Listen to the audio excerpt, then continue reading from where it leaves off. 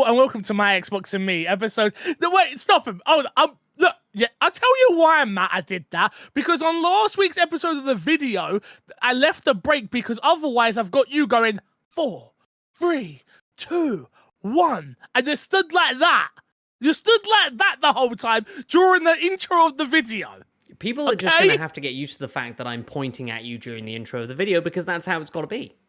Or I could leave a little break and then do the hello, and then when I edit it in post, they never see that. And then it's only a problem for the people watching live. Exactly. And as we say, fuck the people watching live.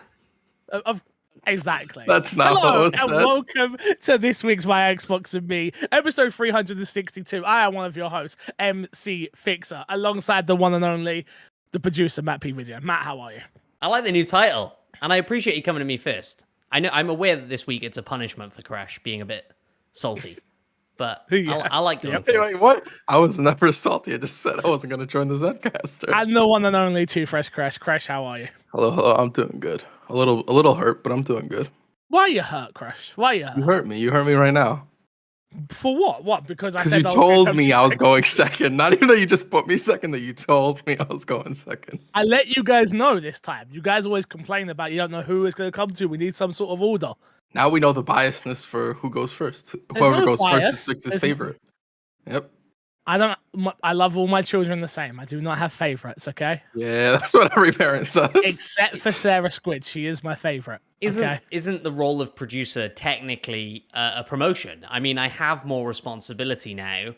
Matt, I don't know if you remember, but a few weeks ago, me and Fix came to the agreement that you were boss man. Now you're producer. You got downgraded, buddy. Wow. Okay, that hurts. It's a great point. It's a great point. It's a great point. I'm just saying. Guys, E3 is done. Or Yeah. Summer Games Fest, or not hashtag not E3 is over. Everyone's had their conferences now and their mini showcases and their things. And we're sat with a really light news week. But there is still plenty to talk about, so we will get through that. Remember, you can get the show early if you head over to patreon.com/mcfixer, or make sure you subscribe to us over on the YouTube channel, youtube.com/myxboxandme. And of course, go review us on your podcast service of choice, because it helps us a great deal. I haven't checked the podcast reviews in a really long time, though, so I'm going to have a quick look-see and see if we've got a single new one over in the UK. I don't think we will have. I'm going to be honest with you. Nope, we don't. We're sitting at a 4.8 out of 5, which is pretty good. It's pretty you good. ask me. I'll take it. Pretty good. Pretty good. I'll take it too. No new reviews. So, big shout out to our Patreon producers this week, Aaron Guard and FNH Paul. Thank you for all your continued support on the My Xbox and Me podcast, as per usual. Topic of the show this week, Square Enix had their showcase. And they showed a lot of stuff. A lot of exciting stuff. A lot of stuff that me and Chris cared about.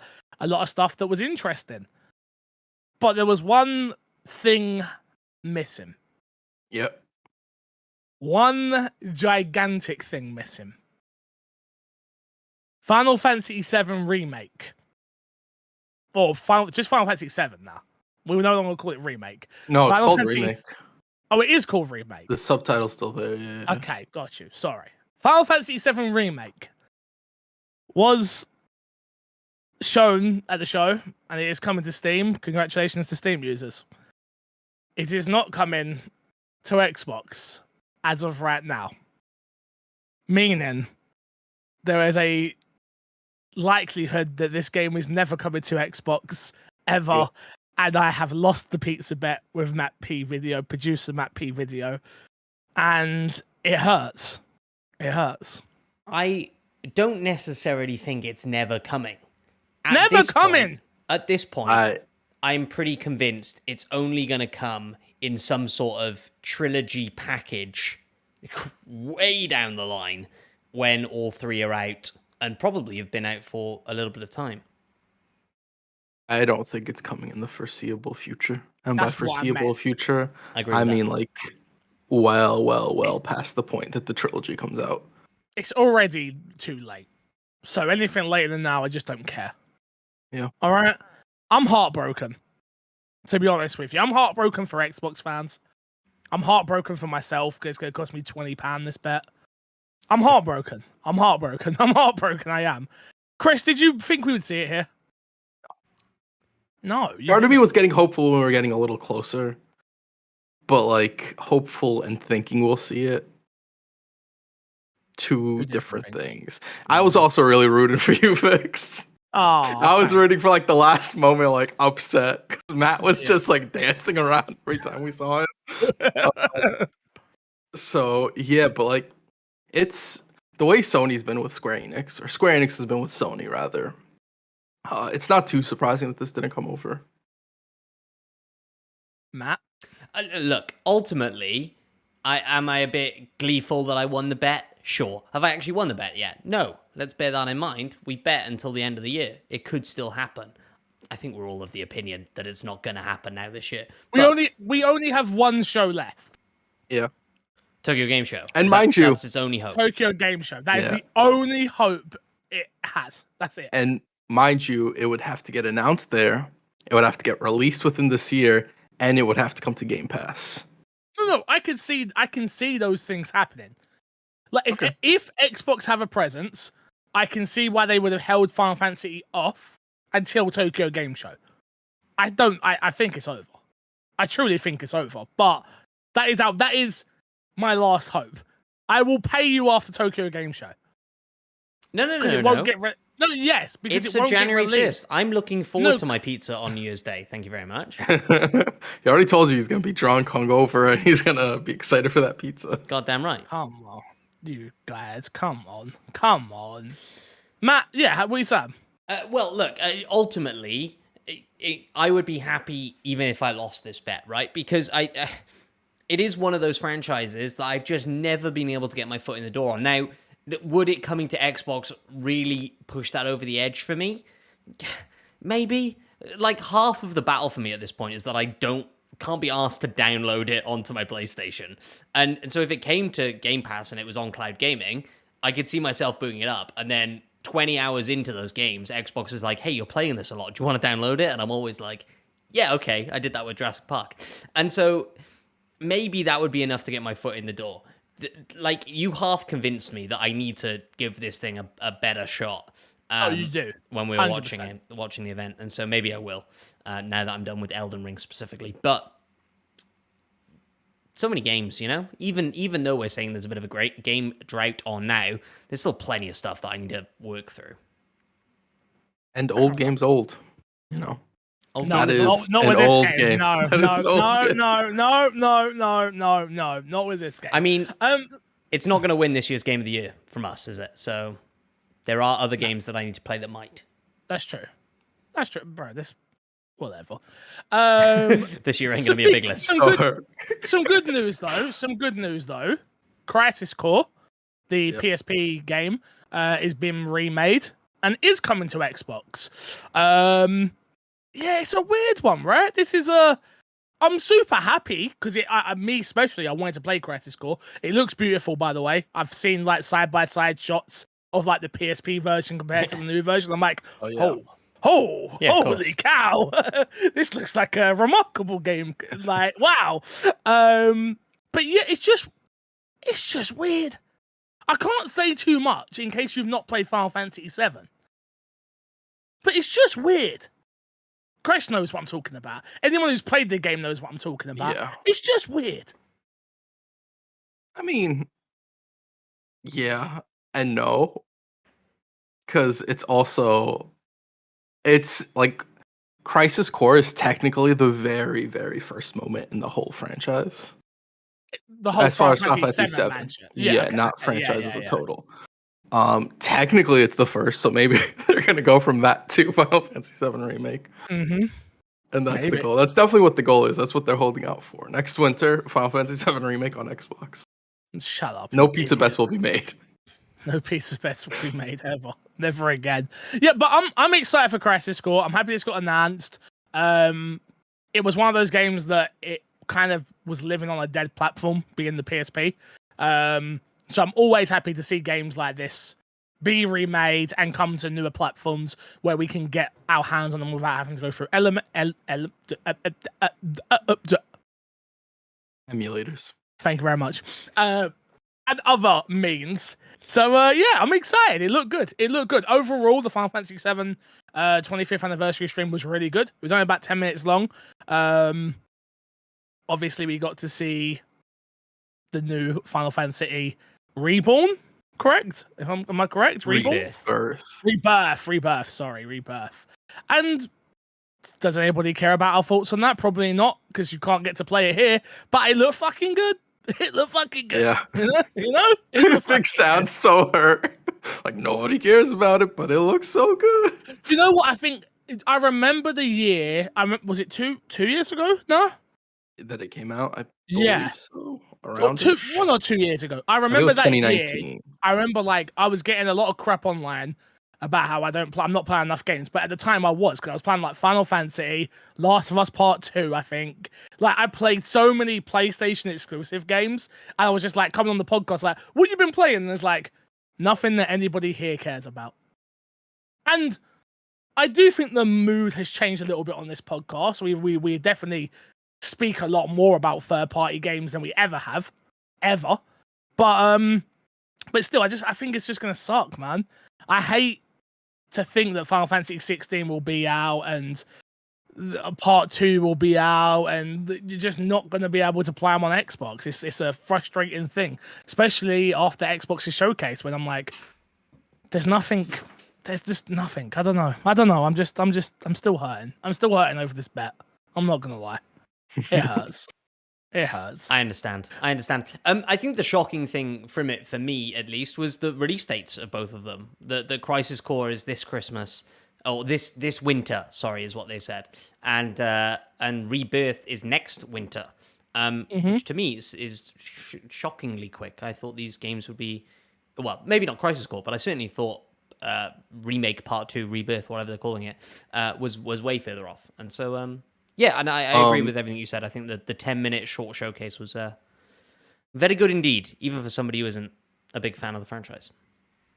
Yeah. Tetsuya Nomura, who's the director for the games, came out and said that with the third part, they're already working on it, and I'm pretty sure it was the case with the second part as well. Yeah, because they're so interconnected that they started working on them relatively early. So that's probably why we have such an early release date for that. So I'd say Part 3 will be out in 2 to 3 years' time. Yeah, I would say 3, like probably 2 years after that part. Yeah, that makes sense. So, yeah. They said that they did say also that during Rebirth would be able to be played by people that haven't played Remake as well, which was interesting to me. With them sound like it's a whole new story and stuff like that. I wonder if what they mean is like you don't need a remake save. Oh. Because if you look at if you think of the old Final Fantasy games with the multiple CDs that are technically sectioned off into quote unquote parts. Yeah. You needed the previous CD to even play the next one. Oh, that makes sense. You. Oh, okay. That makes way more sense. So it's just a purely, when he said it, purely I was technical, yeah. Sorry. Pretty sure you're gonna need to know who this character is that's following you around. Yeah. It's gonna be pretty pivotal that you know who this guy is. But hey, no big deal. Yeah, that's enough Final Fantasy talk. Let's jump into what's been in our box, boys. I will kick off. I've been playing some Teenage Mutant Ninja Turtles. Turtle Power. I played it with Haley. I played it via cloud. My first ever playing a game via cloud. It was flawless. It worked perfectly. It's good. I was very, very. So I saw it there, and I said to her, "Oh, let's play this." We were just literally sat down. We had nothing to do. I was like, "Let's just sit down and try this out. I need to play it for the podcast anyway to see what it's like. I know the boys want to play it, so maybe at some point we'll play it with them." Blah blah blah blah blah. And I started playing it, and so I saw it, and it was like, "Oh, play with cloud," and I was like, "Huh." This is the perfect opportunity for me to try out cloud and see if it works, especially during a game like this where you'll notice the latency. I didn't notice any. Didn't notice a single bit of latency. Had no problems. The only problem we did have and I can't tell if that was an Xbox thing or if it was a cloud thing, was for some reason it wouldn't let Haley sign in. I've run into this issue as well, where There you if go. I'm cloud gaming, I can't sign in to a second account. Yep. Interestingly, though, I wonder now I'm thinking about it a bit more, if that second account had Game Pass. I don't think it did. It didn't make a difference. I literally couldn't sign into a second account. Interesting. Under no circumstance, it wouldn't let the second controller push start to sign in. Because I feel like it... Go on, Gresh, please. I was gonna say, I feel like that's for sure a cloud thing, where it's like you can only have one account signed in, probably for something to do on the Xbox's end that's running these games. Yeah, that was the only bad thing about it.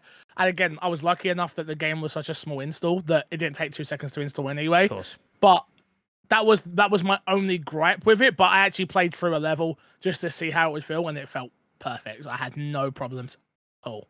Do you know off the top of your head what your average download internet speed is? 200. Okay, so yeah, I'm at 100, and I've never had an issue. Yeah, average 100, maybe a little bit more sometimes, but I've never had an issue either. So yeah, I love 200 down, 20 up. Is that right? That sounds right. Yeah, that sounds right. Yeah.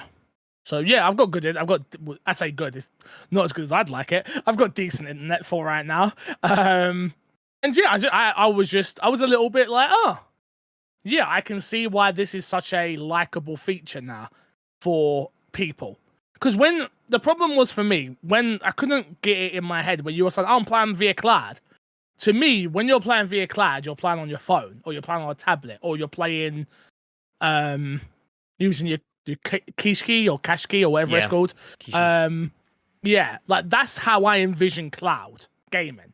Not, oh, I'm in the front room and I can't be bothered to download this game, so let me just play it via cloud. And then that's a way smarter way to use it. It's like, oh, if I like this game, then I will download it. But now I don't have to waste an hour downloading the game to play it for 10 minutes, to then not like it, to then be like, no, I have to uninstall it again. Yeah. So very smart. It's a very good feature Xbox have on their hands there. Yeah, for me, it essentially turns everything on that cloud service into a demo, but like I can just play the whole game. And that was always the benefit when I was on the 360 of the demo library, is like, I know it's going to download quick and I'm going to be able to play it within the next hour or so. But now it's just instantaneous. And so, yes, I can just jump in. Like Jurassic Park Evolution, I was jumping into that mainly for the podcast, just to be like, yeah, I played it and tried it out. It's just come to Game Pass. Even though it hadn't just come to Game Pass. But and so, yeah, like I was able to jump into that quickly. And then I ended up putting, I don't know, probably like 60, 70 hours into that game before I even downloaded it. So I love it. Crash, what have you been playing? I played Shredder's Revenge as well. I played the first level just to see how. God damn it! Yeah, you said you would hit me up. You remember? You remember that fix? You remember? Huh? You remember? I played the first level. I didn't want to play too much without playing in co-op. I enjoyed it. I think it plays very well. I think the team that made it is they're the team that made Streets of Rage. Streets of Rage, right? Yeah. I totally forgot to talk about the game. Yeah, I know. Don't worry, I got you fixed. Clearly, they have a very good knack at making these types of games. I feel like this one's even more deep than the Streets of Rage one was, with all the stuff you can do, from like rolling backwards into dashing forward and knocking people into the air and going into the ground. I really combos are really fun. Getting that combo meter up as much as you possibly can is a nice touch. They've got a little bit more replayability there as well, with like collecting things once you go through the first level, for a level and stuff. I had a really good time with it. It doesn't break. It's not like groundbreaking. Sure. It's a side scroll and beat 'em up.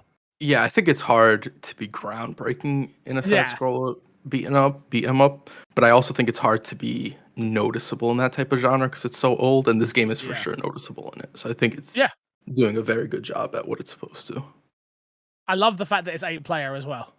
Yeah, I think that's a really nice touch. Yeah, and it's that accessibility of like, if you're not into games, you can play this game.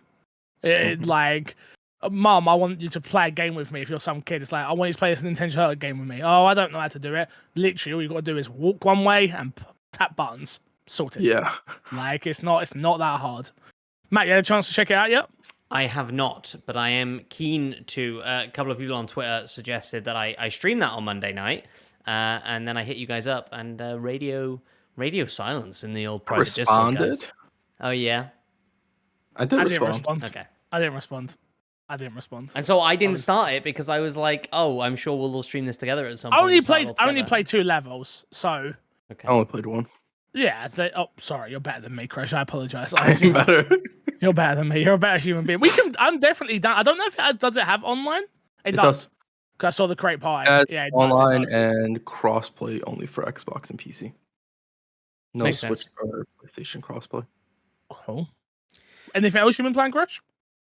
More Destiny. That's about it. How goes the Destiny? It's good. I really enjoy it. It's been I wrote a Destiny time. lyric the other day. The game Destiny or just Destiny? Well, the lyric is it's along the lines of something about Bungie tied to my Destiny. So it's like Bungie. There's a play on Bungie and Destiny. So yeah. So in the world of GTA RP, Destiny exists, and so does Bungie. Yeah. And therefore everything exists in the world of RP, if I'm not mistaken. Like all the real world stuff for the most part. Yeah. Oh, okay. Like the only thing is just you can't refer to yourself as a character because it's real life. Okay. But everything's. I've got a Pokemon lyric as well. Okay. Yeah. It's just a different world. I'm always fascinated to learn more. Matt, what you been playing then? Elden Ring.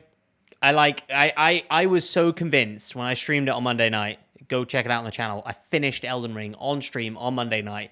And when I started that stream, I was 100% convinced I would not finish Elden Ring that night. It weren't going well. It was not going well. I was having network issues, so I couldn't call randos in. And I thought the only way I'm going to be able to do this is if I can get a rando in. It wasn't going well. But hey, progress was made, and I got it done in like an hour and a half, which is way better than I thought I would. And so, yeah, I finished Elden Ring, finished the stream, turned off the stream, immediately jumped into New Game Plus, and I'm about 5 hours into New Game Plus already. Because I can't stop. I just can't stop. But you beat it. But I went back into that starting area, and I don't know if I was maybe a little bit OP when I finished the game, but I demolish everything in that starting area. Like when you start New Game Plus, it boosts all the enemies so they do more damage and they take more hits. But I was wrecking through that first area, and I think that's maybe just a very clever design part on the designers, because you don't want to play through that first area again, right? No, you're OP in everything. Oh, really? For that first playthrough, yeah, you'll be OP through the whole thing. Okay, well, fair enough. But like when I finished Elden Ring, there was a lot of things that I never finished up in the world, right? There are different endings, obviously, that you can get, and a lot of quest lines that if you get to a certain point in the game, they shut off those quest lines to you because you drastically changed the world. And so I did that thing knowing that I'm dropping a lot of quest lines here. And a lot of them start in that first area, and I know where they all start now, so it's easy enough to start them, and then it's easy enough to kind of keep track about where you're going. But that game's just so well designed. It's just brilliant. Yeah. I'm not going back. I don't care how good you say it is. I hope you're ready for that to win my Xbox Emmys Game of the Year. Well, I have no choice over it. I'm not going to be able to argue against it between you two, but is there anything that's coming out that could even close come to not even... I don't think it's anything that's even closely... That you can make an argument for? I don't think so. Yeah. Horizon's not this year? Sorry, Forza. Yeah, yeah, but I doubt it'll win. I doubt it'll win. I don't think any of us... I'm sure we will all play it. I doubt we'll play enough to be like, this is Game of the Year over. I think it would take Matt to come back after playing it and say you prefer that over Elden Ring for Game of the Year. Sure. Or even that I prefer it over Horizon from last year, Forza Horizon from last year, and I can't imagine that being the case, because the kind of more simulation it gets, the less I like it. And so, Yeah, it's the only thing I can think of really. But is it even this year? I can't remember what they said. If it was this year or early next. But there's not a whole lot else. This year, I think. High on Life. High on Life is October, and maybe I'm overhyping it, but I think you're setting yourself up. You're setting yourself up for a big crash disaster. and burn. Yeah. Did you? I didn't add the story, and I probably should have added this story. But High on Life was actually supposed to be a Stadia game at first. Makes sense. Both that and The Quarry. Sure. Makes sense. They stopped doing it. So I don't know how excited I would be for High on Life. No, Not that Stadia dictates what High on Life should be. But when you're holding it to like Elden Ring standards, I don't think it's fair to hold. With how much you've enjoyed that, I don't think it's fair to hold any new IP to that standard. Elden Ring's a new IP, so. No, you're right, and I think. Wait, stop. Why are you pulling faces? It is a new IP. But like when you go into Elden Ring, are you expecting something completely new? No. Okay. If you go into High on Life, are you expecting something completely new? No. What are you expecting? I'm expecting it to be some weird shooter thing. Okay, my bad. With guns that talk to me. I apologize. It does kind of feel like they played Borderlands and got that gun that talks you in Borderlands, and then went, let's dial this up to 11, 100. and then 111, and make it hilarious. And so I respect that. I like that you said make it hilarious because the original source material isn't. I agree. Yeah, Crash is a Borderlands hater. We really need to carve that a couple of days where we play Tiny Tina, bro. Yeah, like, I agree. No, Matt. Stop nodding, Matt. Stop nodding. We need to do that. Matt, if you're involved, we are not beating the game. No. But I can at least start it with you guys and get the through thread, and I have no intention of beating Tiny Tina. I'm not a Borderlands guy. You're a piece of shit. I think that's an acceptable thing to do, Matt. I'm with you on that, Matt. You're a piece of shit. I accept your opinion. I hate your guts. Wow. This is... I know. We're just dogging on each other today. Spicy. Anything else anyone's been playing? No. Not a thing. No. Not a thing. No. Okay. Fair enough. I respect it. I need suggestions, though, from the community on what to play next. Tiny Tina. Tunic yet? The Quarry? Tunic's probably the one, to be honest with you. Have you played The Quarry yet, Fix? Define play.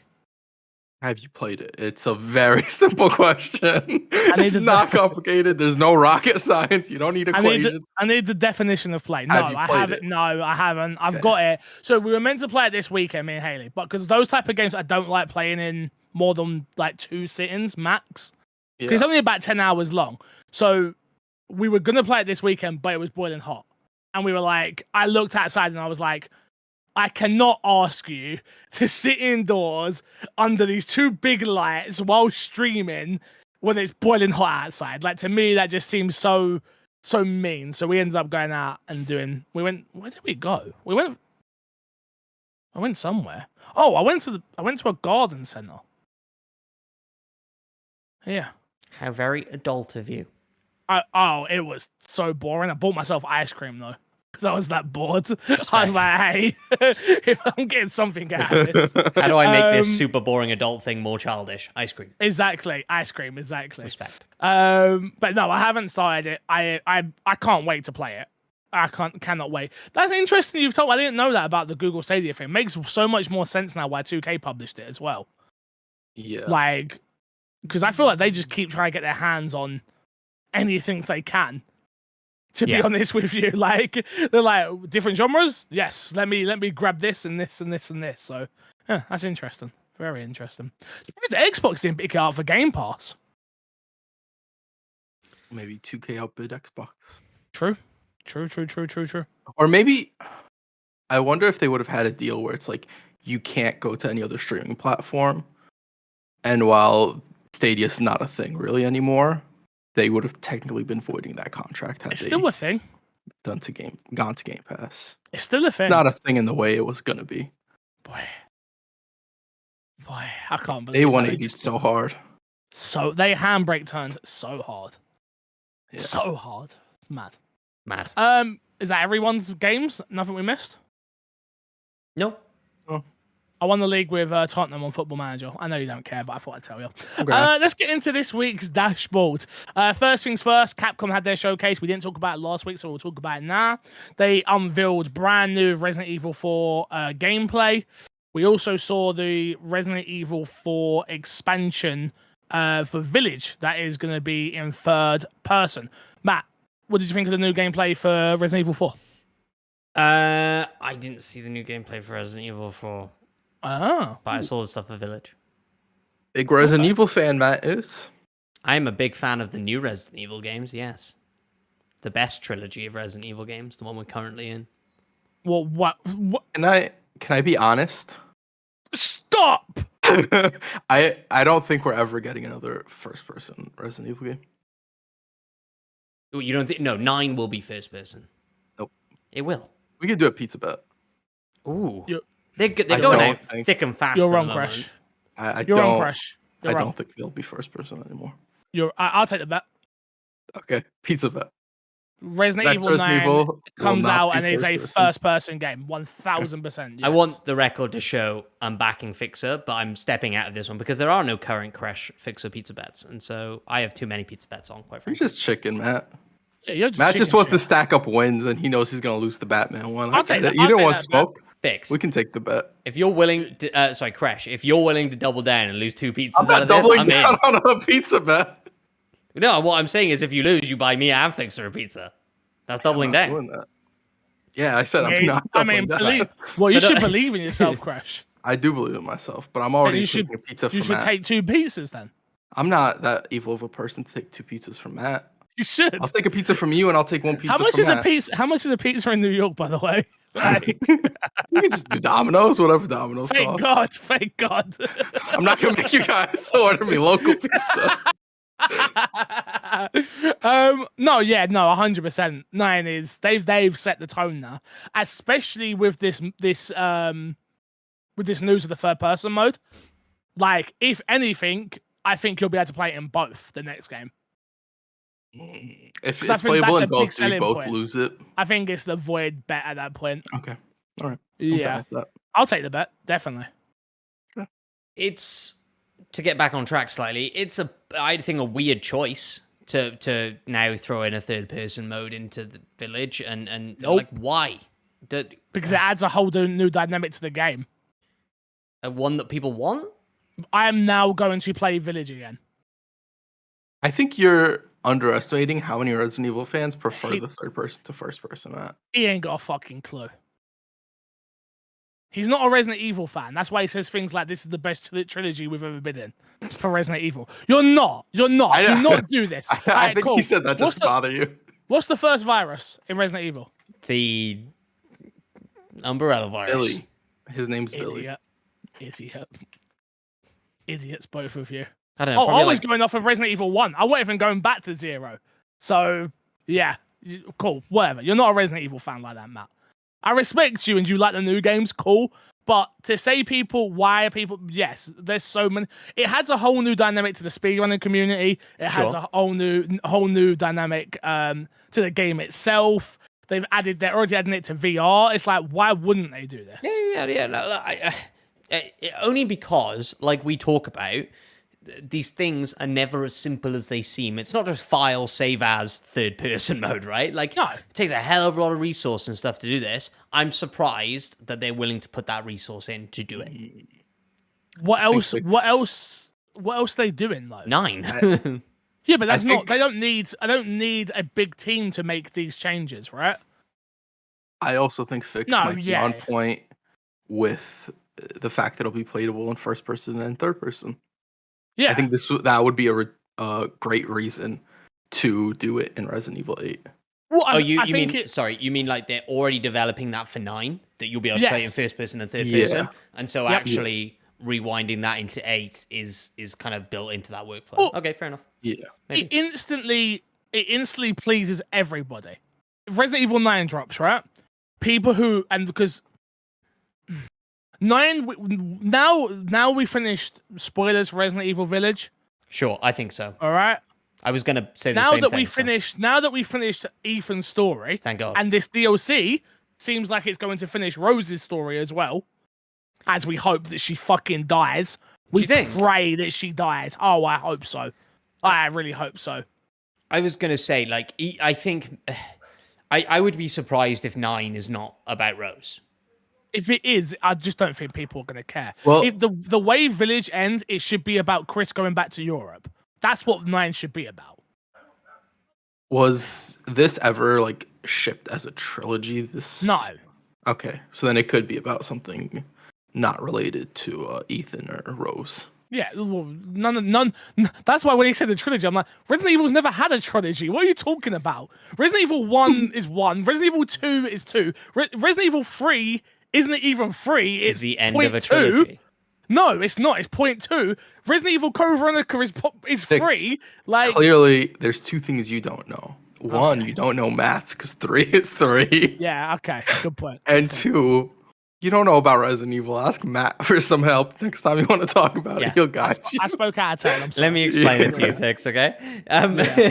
No, but I would be surprised if 9 isn't about Rose. And I think the idea, like, surely they've heard time and time again, Ethan is a terrible character. The decision to make him, like, overtly faceless, like, even in Village, when they show you cutscenes of him and like like Austin Powers have stuff blocking his face as he's going across camera and stuff. It's completely ridiculous. And so, like, I think at the end of Village, there is some effort for them to introduce Rose in a, whether or not it hit you in this way, in an interesting, endearing, you should give a shit about this character, and something that's going to help you give a shit about this character maybe is playing this in third person so it looks different and you connect with this character more than you did Ethan. I don't know. That's reading between the lines a lot. So you agree, Matt, that it's the next game is going to be in third person? Thank you. That's fantastic. I am glad I didn't hit the pizza bet because I now agree with what we were saying about there being an option for first and third person in the next game. I think generally I feel like it has to be, like, because it just pleases everyone that way. New fans of the series get to play it the way they want to. Old fans of the series get to play it the way they want to. It adds a whole new dynamic to both sides of the games, gives you more replayability for both, like, to play it both ways. Like, speedrunning community get to figure out strats for third person and for first person. Like, it just, to me, it makes too much sense for them not to do it now, personally. Do you think there's a chance that Resident Evil 9, whatever that happens to be, has some sort of dual story mode similar to 2 where you play as Chris or Rose and they're ever so slightly different stories now? I hope not. No, the one thing I'll give Village is I like how... I don't love Village, as most people know, but I do like how the stories are interwoven in terms of, like, spoilers again, you play as Chris at some point in the game. And that was a nice surprise for me as a hardcore fan. Was it what I wanted? No. Was it the worst part of the game? Sure. No, the worst part of the game is when you go on that weird tractor machine and fight that boss. Oh, that's fair. That's fair. I take it back. That's the worst part of the game. Hey, what a fake fan fix. I can't believe Matt's like this. I know, tell me about it. Yeah, I'm excited for 9 in a way of, like, maybe we'll finally get more Resident Evil in our Resident Evil games. Because 7 and 8, see, I disagree with you. Like, even the end of Village, like, you start getting more of Resident Evil, the notes and stuff like that. And if you know the lore of Resident Evil, you know who left that note, and you know the meaningful relationship. So I hope they, like, go, okay, we've done these 2 games, we've brought Resident Evil back from the dead, right? 6, though it sold well, it killed the franchise. We brought it back to the dead with 7 and gave them something totally new. Then we've given them 8, which is something new with something old. Now it's time to just give us something, a new game, but with the characters that, like, some of us actually care about and like, you know? Why would they have done all this work on Leon to not get him in a new game? Do you think he'll be in 9? We've been building... Maybe. I don't think he'll be playable, but, like, we've been building Leon up now. Resident Evil 2 Remake, we've built him up. Resident Evil 4 Remake, we've built him up. We've got to get him again some point in a newer version. It feels like it makes too much sense. So cool. Has there been a game other than I don't know if it happens in 6, where Leon and Chris are in a game together? Six is the big one. That was meant to be the big moment, Crash. Yeah, it didn't do that. That was meant to them two. They come together at a certain point, aiming guns at each other. It's like the first time they've met before. It seems like, but they don't know each other too well because Leon knows his sister more, and like. Plus, if anything, bro, we need Jill in Resident Evil 9. Where the hell is Jill? What the hell happened to Jill, man? And Billy. Where's Billy? Justice for Billy. Do you know what I would love, Crash? Yeah. Just for there to be not even a actual like story, just some notes about like this prisoner that escaped and retired. He retired as like a millionaire or something like that. Or like, and it's just Billy's story because you never see Billy again after 0. You never see him again. You don't know what happened. Some closure. Just give us something. For us Billy fans, that'd be great. Just you, Crash. Just you. There's nobody else. We got sidetracked a little bit there, but other news on this was Lady Demetrius being playable in Mercenaries mode. Resident Evil Village getting third-person mode, as we already spoke about. You've got next-gen versions that are already out for Resident Evil 2 Remake, Resident Evil 3 Remake, and Resident Evil 7.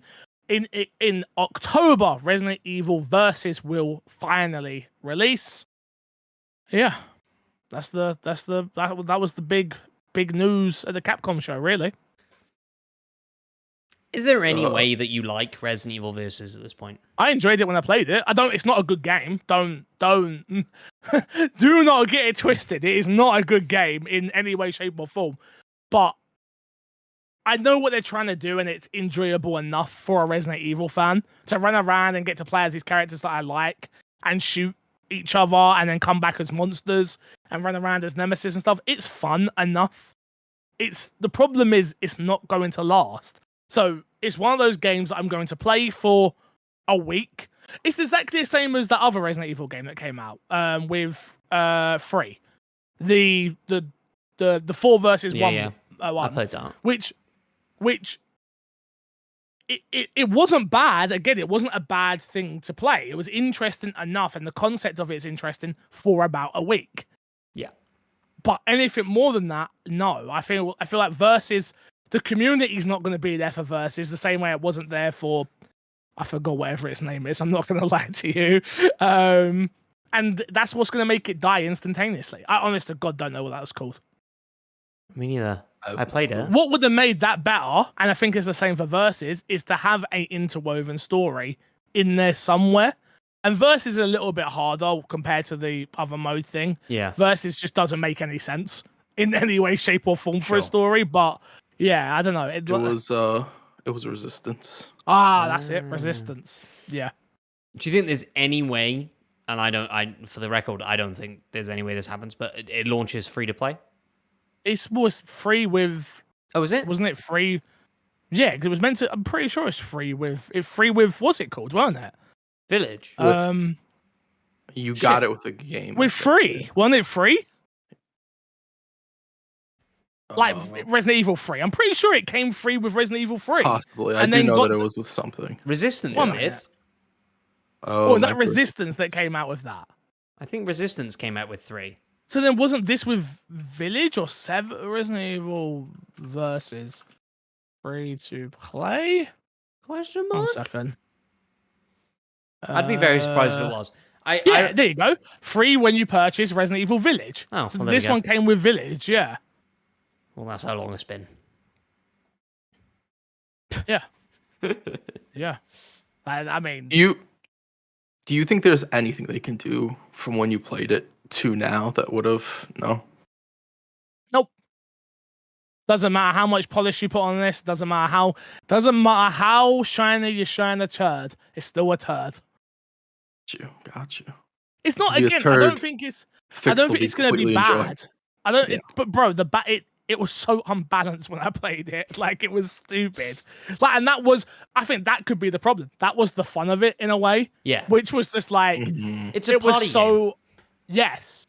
But the problem is a party game in a genre that doesn't need a party game. It's a super niche party game. Yeah. So I'm waiting for Worst kind Resident of Evil party. Party. I could see us replaying it again for a couple of hours Yeah. and then being like, yeah, I'm done. Yeah. But other than that, it's yeah. I'm surprised they didn't throw this out just to die, if I'm being totally honest. I'm shocked that they delayed it when it got delayed. I'm shocked. Yeah. But they know something that I don't, clearly. Maybe. Maybe. Let's jump into our next news story. Dragon's Dogma 2 officially in development, and it's built on the RE engine, which is huge. Any Dragon Dogma fans? Any of you guys? I didn't play the first one. No. So, I've heard I a played lot it. of good things about it. The demo came with Resident Evil. That's a lie. I did play the demo. Resident Evil 6? Maybe. I don't know. I don't remember where it came from. I know that it was released on the Xbox store and the network. Yeah, I played the demo back in the day. It was an RPG. I didn't even understand what RPGs were back then. So for me, I was like, nope. But yeah, I'm actually somewhat interested in this, to be fair. Especially it being in the RE engine, because the RE engine is beautiful. And I say the best thing to come out of Resident Evil recently is the RE engine. It's the RE engine. Because even Street Fighter 6 is being made in the RE engine. Is that true? It is? Yeah, it's being made in the RE engine. So the RE engine's being utilized for a lot of stuff, and I'm really. Why did they name it the RE engine? They should have named it something other than that. They probably had no intention of using it for other games. And they're like, "Hey, we made something pretty great here." I'm really interested to see how it handles different genres, because like the Frostbite engine, like if it wasn't an FPS, kind of struggled with a lot of different things. So I'm interested to see how Street Fighter, once it's out, comes out in the RE engine, and then Dragon's Dogma as well. Because it seems like they have a really good engine on their hands. Dragon's Dogma seems like a U-type game, Crash, just so you're aware. Oh yeah, I absolutely believe that. It was just at the point where I played it, didn't really interest me. And then when I would have went back to it, it was an old game that looked old and felt old when you played it. It was just a little too late. So I'm very interested in the second one. Fair enough. Well, congratulations to fans. Next up, Overwatch 2 reveals its content map. Obviously, we all know that the game is now free to play. So you've got a little bit of an overview here for all things Overwatch 2. Free to play, come in. The action starts October 4th. You've got PvP's been reimagined. Team up in 5v5 PvP experiences featuring new and reworked heroes, new maps, modes, and more. Seasonal mode, free update every 9 weeks to ensure there's always something new to experience. Crossplay progression, it's obviously crossplay fully now with progression across PlayStation, Xbox, PC. That's it, right? No Switch. Is this a Switch Overwatch game? 1 is on Switch. I don't know if Overwatch 2 is coming onto Switch. I'd be surprised if it didn't. I don't know. Push the story forward through PvE experiences beginning 2023. And then you've got the content here. So for October 4th, Season 1, 3 new heroes, 6 new maps, 30 new skins, new battle pass, new mythic skin, and new game mode. December 6th, Season 2, Tank Hero, new map, 30 new skins, new battle pass, mythic skin. Future seasons, that's 2023 and beyond. New heroes, new maps, new skins, new battle passes, new modes, and new PvE, experiences. So that begins them. The big thing here, though, Crash, that I read on the news story is they're getting rid of loot boxes. Yeah, so they're doing away with loot boxes for the favor of battle passes, which I think makes sense for multiple reasons. 1, battle passes are very popular, and 2, loot boxes are very not popular. People hate them across the board right now, and I think rightfully so. I think there's I think I can only think of one game that's ever done loot boxes well, and that is Halo 5. Any other game to try and do loot boxes did them pretty horribly. I think people would argue with you on that. Just that Halo 5 did it well.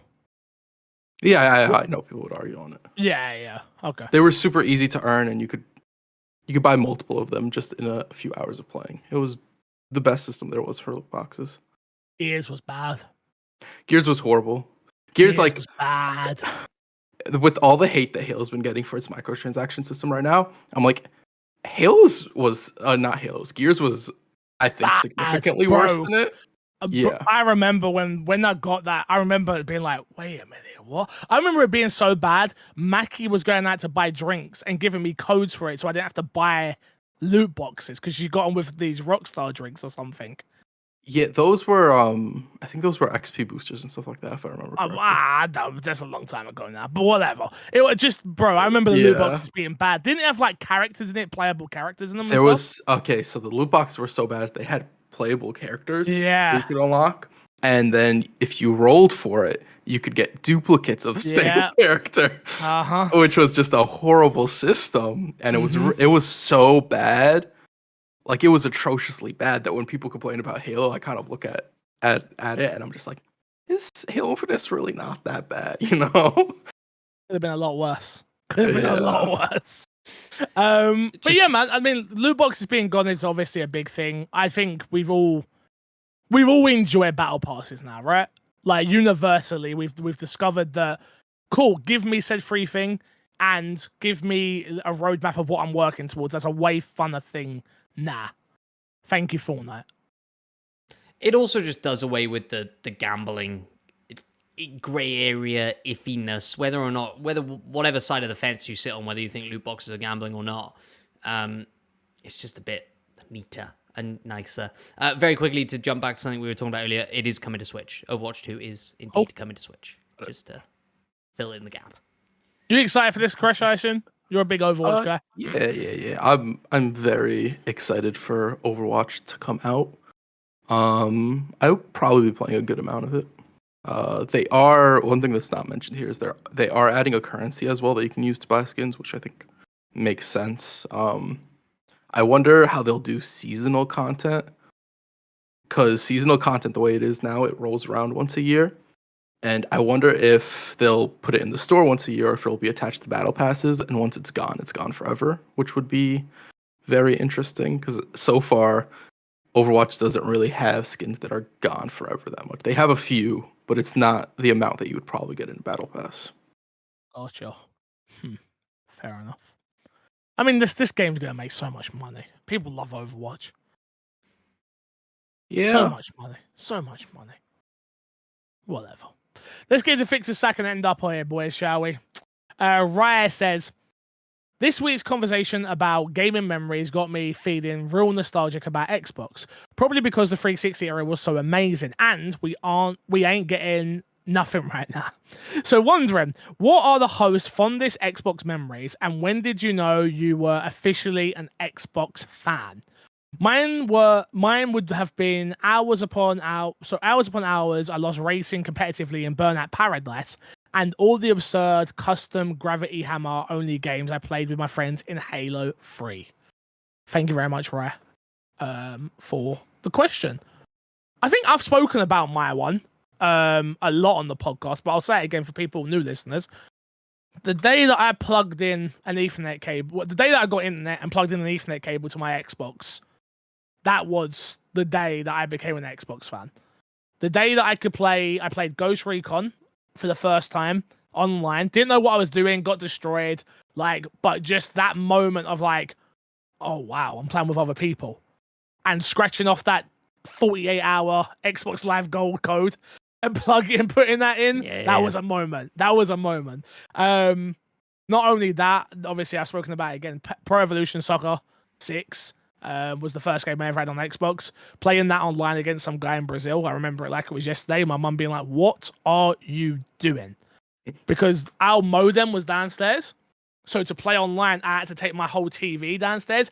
And kids, what you need to remember if you're listening to this, we didn't have small TVs. I had a TV that was built in with a DVD player. A big silver chunky thing, and I'm hunking this thing downstairs. I got my 360 mic on my lip right here. Like, if you're watching the video, I'm putting it on my lip. And yeah, man, just playing against these other human beings online. That was the moment I knew I was an Xbox fan. I think another big one, which will shock people. Again, I've said this before. I was such a casual gamer back in the day. I didn't realize I was a casual gamer, but that's what I was. And I was still more adventurous than most of my friends, but I would have still been a casual gamer. Playing Minecraft I remember when my friend Jack, who unfortunately I don't talk to him too much anymore, but he was so pivotal in my career and in my life for like gaming. Like he was the guy that he was into achievements. So I got into achievements, and there was someone to race against. There was someone to, like he was just that guy. And there was this moment he said, "Guys, you've got to get Minecraft."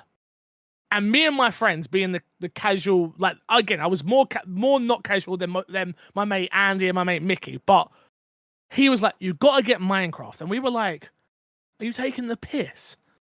This game about blocks?" And he was like, "Bro, trust me." And I remember, again, I didn't used to wear glasses, as most of you know, and I used to have to sit really close to my TV. And I had this TV that I like had to sat on with my back against the wall, and I turned the TV. And I remember sat there all night talking to my friends. My mum screaming down the hall, "Shut the fuck up!" Because we're just sitting there screaming about there's a creeper. And like that's one of those memories that stick out in my head, like super fondly. Not Ghost Recon, sorry, Gran Turismo. No, Project Gotham Racing, sorry. Project Gotham Racing. That was another big one for me that I remember playing early on and being like, yeah, they're like these games are special, man. These games are special. So those are a few for me. Chris, what about you? You got one that sticks out in your head? Yeah, Gears of War 1. I remember going over my cousin's house, playing that game in co-op. And dude, the part that really got me was the part where the Berserker first shows up. Yep. And that was like such a unique, because I didn't really play horror games like that. So that was just like such a unique experience for me in a game. And that absolutely after that, I was like a huge Gears of War fan from that point on. One quick gear story. I remember playing Clock Tower, yeah? So you're playing it, you're sprinting to the power weapons, right? I remember 360 back in the day, 360 microphones. I remember this guy was cursing me out because I picked up the boom shot and I hit this shot from. So if you're on Clock Tower, you're underneath the big clock tower in the middle, and then you've got the stairs on the other side. And I've shot a shot from the clock tower. I've hit the wall, but the wall. So I've missed my shot. But I hit the wall and the explosion killed 2 people. And I remember this guy on the microphone just going, "You can have it every time now, bro. You can have it every time." And I remember that being like yeah, baby, that was me. And then I obviously messed up after that. I remember the early days of Gears of War. Some of you won't even remember this, where like when you went into a Gears of War lobby, you picked a side. Yeah. You didn't just get assigned teams. You either went left or right. You changed what character you wanted to be. I remember being in that lobby. That was some of the most toxic conversations I've ever been. "Get on the other side, you." And I'm like, I was just like, what are you talking about? And they're just screaming at me. Like, I remember being in a lobby where they were doing an XP boost. So they were like literally like, "Yeah, we're gonna let them kill us. So if you want to get a kill, hurry up." And just being like, "Wait, what? What are you talking about?" It's another language to me. So yeah, Gears is Gears.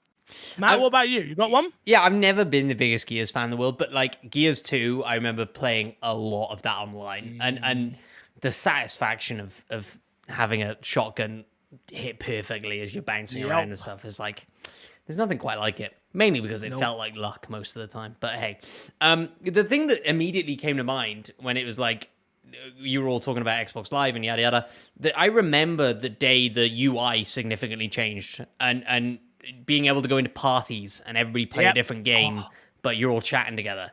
And I remember, I didn't last particularly long, but I remember us doing that for weeks, where like everybody would be in a different game, we'd all be sat in there. That lasted years for me and my boys. We did that for years. If we weren't playing all the same game, we weren't chatting. I don't know. Oh, we used to. There used to be us again. My friend Jack. There used to be 3 of us that would play FIFA. So we play pro clubs, and then we'd have Jack in there who's grinding out split-second achievements or something. So we're screaming about pro clubs, and he's just like, "Oh, yeah, whatever, you idiots. Yeah, all right." Like, just complaining the whole time. There was always that one guy that just, that Uno's a big one for me. My Uncle Peter, shout out to him. He bought me my camera and let me play Uno, and that's where I saw my first boob. So that was big. That was a big moment. Big moment. Big moment. That was a big moment. I don't care what you lot say. But the game I remember like sort of being blown away by on 360 and like really getting into was Rainbow Six Vegas. Vegas 2. One and Vegas 2. 2. But I think we probably played more 1 than 2, but maybe only just. Oh, wow. But yeah, like we were obsessed with Rainbow Six and the idea that you could like scan your face in and stuff, trying to do that for ages to make it look good. And guess what? Never looks good. Never, ever. Yeah. But it was just phenomenal. It was just so good. And that idea of like, oh, this is like real competition. I'm playing other real people is like a total game changer. And so, yeah, through the 360, it was all Rainbow Six and Call of Duty and just Halo. Like that, like who asked the question? Right. Talking about Halo 3 custom games. Like, oh my god, the Forge in Halo 3 was beautiful. And I Rainbow Six Vegas 2 on the MLG website, clan battles. XOB was born. XOB was born, baby. Still to this day, XOB fixer. Never forget. I rocked some clan battles, Call of Duty mainly. But I'm sure we did do some rainbows. I was so bad. Oh. I remember XOB Patriot being like, bro, you gotta stay awake. And we'd be like, why? It's like, you're in the game, you're in the match tonight. And I was like, it felt like that, bro. I know it's crazy to think if I had taken that serious back in the day, I might have been a pro gamer. And that's where it started. That's where it all started, right? And like the fact that I was like, nah, man, I'm going to bed. I'm going to go play, or I was going to go play something else. I could have been a professional Minecraft with the gamer. homies, bro. Bro, don't get it twisted. No joke. But yeah, man, those are some of my most fondest memories. Yeah, yeah, man, good times. Next one from Jesus Garcia says, do you think Xbox's decision to focus on the next 12 months is something they will continue to do in the future? Will other publishers also move in that direction? No and no. I think Xbox did it out of a necessity rather than a want. I think if Xbox had stuff like, I think if Starfield and Redfall wasn't delayed and they had stuff to show that was coming out in the future that was reasonable to show, I don't think we would have gotten this show, but I think we've talked about it in the post-show and stuff like that. Xbox really had a lot of pressure on them from people saying like, Xbox has nothing coming out, there's nothing on Game Pass, all this chatter about like, what is Xbox doing right now? And Xbox is like, okay, well, here's everything we have in the next 12 months. Launch exclusives, Game Pass games, everything is just fully loaded here for you guys. I'll play devil's advocate. I could see them doing this from here on out. Once a year, they do a big 12-month showing of here's everything that's coming in the next 12 months. Because, like we talked about, they're not in the game of selling consoles anymore. They're in the game of selling you their service and keeping you on that service. And there is power in what they did this past week in saying, there's something in here for you. And if there ain't, you know we got Gears and stuff on the back burner. Like, we got a Hideo Kojima up in here, you know? And just keeping people subscribed, giving people the excuse to subscribe is important, really important to them.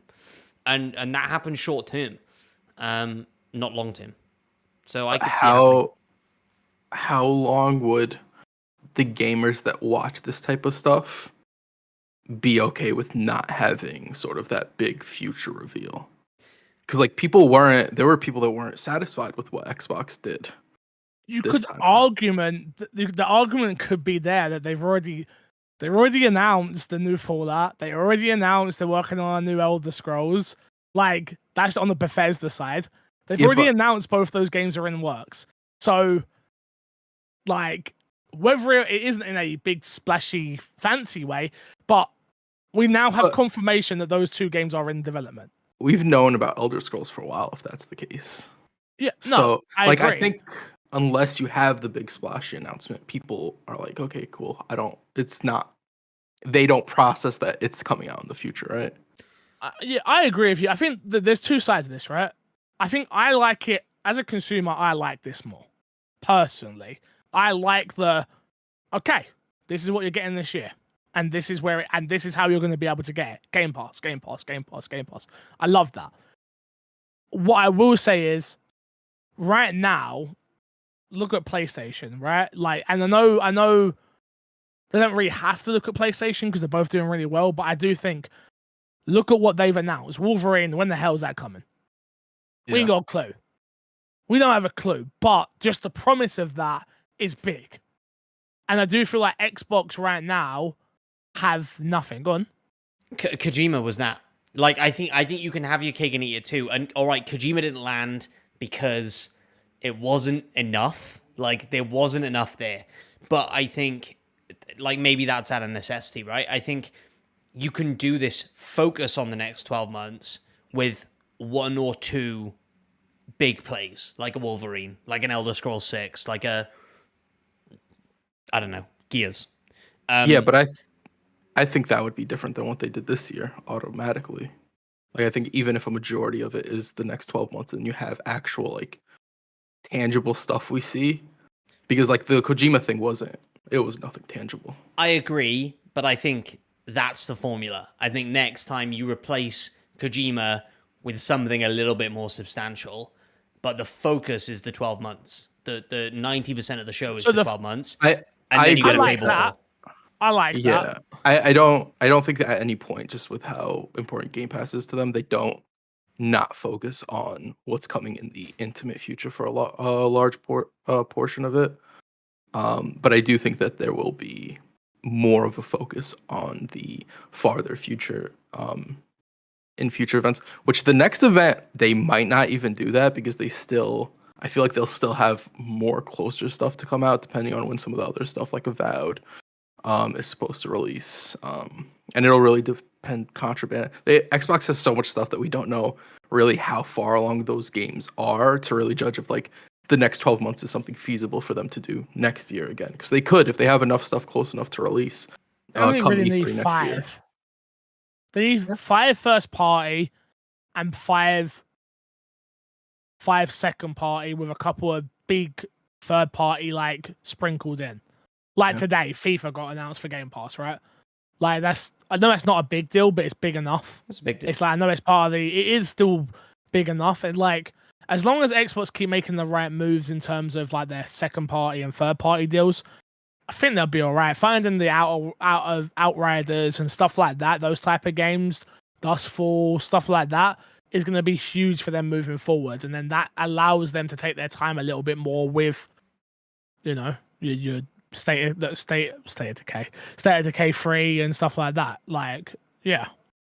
I think, like Crash touched on it briefly there, and so did you actually. Like, these things were also born out of necessity. Like the best laid plans, they may have up on a whiteboard somewhere. We're only going to focus on the next 12 months now. And then they come to next summer and they go, oh, fuck, stuff's way further. Like, we've got stuff, but we're going to have to show off. And it's just born of necessity, and they can show off what they can show off. And so, you know, best laid plans and all that. So they'll do whatever they need to do when it comes to the time. I would really, really love for them to do more state of play. And we've talked about like state of play Nintendo Direct type content because like I think a lot of the stuff they showed at this event, had it been at like a state of play type of event and done, I think even the way they did it really well, in a more digestible package where it's not even the amount of games, a smaller amount, and it's like a 20 to 30 minute thing. I think it would be really dope to see a couple of those drop a year, of like here's the stuff coming to Game Pass, here's first party stuff, here's launch exclusives, to keep you intertwined in Game Pass, because I do think the next 12 months... Too much stuff comes and goes. I feel like in Game Pass, where it's just like, don't get me wrong, they did the blog post and stuff, but like, we haven't added the news story, but we're going to talk about like games that have been added to Game Pass, right? Like, why isn't that in a monthly video? Maybe not monthly, but like when you've got a big hitter, like enough to be like, yo, here's this. Yeah, and it's one of those things where it's like the 12-month ahead thing is great. But are people going to necessarily remember it in 2 months' time? I think there's like the more casual player base will forget about it. And like what's there now, I don't care what's going to be there in the future. Whereas if it's 3 months, it's like, okay, in 3 months this game will get added, or 2 months or whatever. I think it's more tangible for a person to get attached to things that way as opposed to the 12-month format. Yeah, I got you. I'd also really like if instead of doing their extended showcase, which is an hour and a half of who knows what until you're in it, like say, hey, for the next 3 months, once a week, we're going to do 6 minutes of this game and then 7 minutes of this game. It's too much. At that point, I think it's too much. I understand what your thought process is, but we already complain when Summer Game Fest does this, and this, right? I liked when they had that monthly show that they did, the Xbox Inside Xbox. Was that it? Was that it, or was it ID Xbox, Xbox Direct? No. I think it was Inside Xbox. Yeah, I think it was as well. I liked when they did those monthly, and they gave us a little bit more, maybe a little bit less talking in it would have been nice. But clearly, COVID killed that. Yeah. The reason I said that, what I said, is I think there's a massive misconception from people who watched the main show and didn't watch the extended show as to what Redfall is. I don't think the majority of people understand what Redfall is based on that developer interview that came after. Everybody's saying it's Left 4 Dead with vampires, and they made so abundantly clear that is not what they're going for in that developer interview. Just because that's not what they're going for doesn't mean that's not what it is. They can say that it's not that. It doesn't mean that it's not that. Starfield's not trying to be a No Man's Sky, but people are comparing. But people are calling it No Man's Sky. People will compare it to what they see it as, whether it's accurate or not, right? Because a lot of people have been complaining about the fact that Starfield's been compared to No Man's Sky, and I think that's it's 100% fine to complain about that. Because is it really like No Man's Sky? We don't know. We haven't played it, but you also can't complain because I think it's fair for somebody to see a game and be like, that reminds me of that thing. That is similar to that thing. And no disrespect to Left 4 Dead or Back 4 Blood or any of these games. They're very simple games in terms of like what it is. So, of course, the developer's not going to want to be compared to that. If they didn't want it compared to that, they should have showed more story. Simple as. They should have showed the game off better if they didn't want it compared to that. Because anybody with 2 eyeballs that's a gamer is going to look at that and go, oh, it's Left 4 Dead. Yes, 100%. That's why I'm saying break this stuff out. Like, when you want to do a longer form thing, break it out and make me interested. Because I didn't know Redfall was going to be a new extended showcase. And so maybe I'm a huge Redfall fan, but I never went to it. I never saw that thing you put together. In the same breath, I'm a huge gamer. I didn't watch the whole showcase at all. I didn't watch any of it. What do you mean? And that's who they're talking to. I didn't watch any of that extended showcase. Yes, 100%. Because the format of an hour and a half just scared me away. Exactly. That's what I'm saying. So if they had like a weekly, hey, we're gonna dump 7 minutes of Redfall on you this week. I disagree because you wanna know what? They did the hour and a half showcase and you found out about it because a news website went and wrote up an article or whatever it is about it.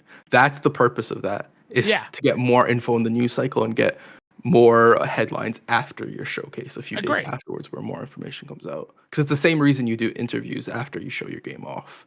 Is to get more information into the players' hands and to get more headlines and more hype for your game. Let's plug and get ourselves out of here. Matt, what are you going to plug this week, bud?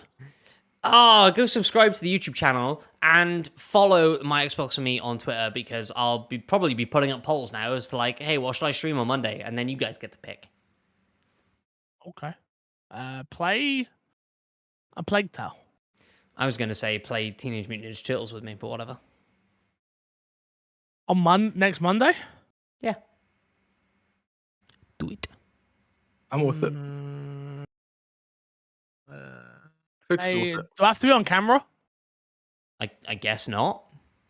If I don't have to be on camera, yeah. Bro, you got to remember, I streamed for 8 hours already on Monday. So the last thing I want to do after I finish streaming for 8 hours is then stream for another 3 hours. I respect that. I want everybody to remember Fix's lack of dedication to this podcast. Oh my god. If anything, it'd be dedication to the channel, not the podcast. The channel is the podcast. No, it isn't. Matt streams on there. Yeah, it's not just a podcast channel anymore. Whoa. Matt, when are you going to start streaming? When are you going to start streaming on there, huh? When you start streaming on there. So never. Remember he said that, everyone, when I start streaming on there. Whenever. The problem is, if I start streaming on there, I want to stream Horizon Forbidden West, and Mario, and a bunch of non-Xbox games.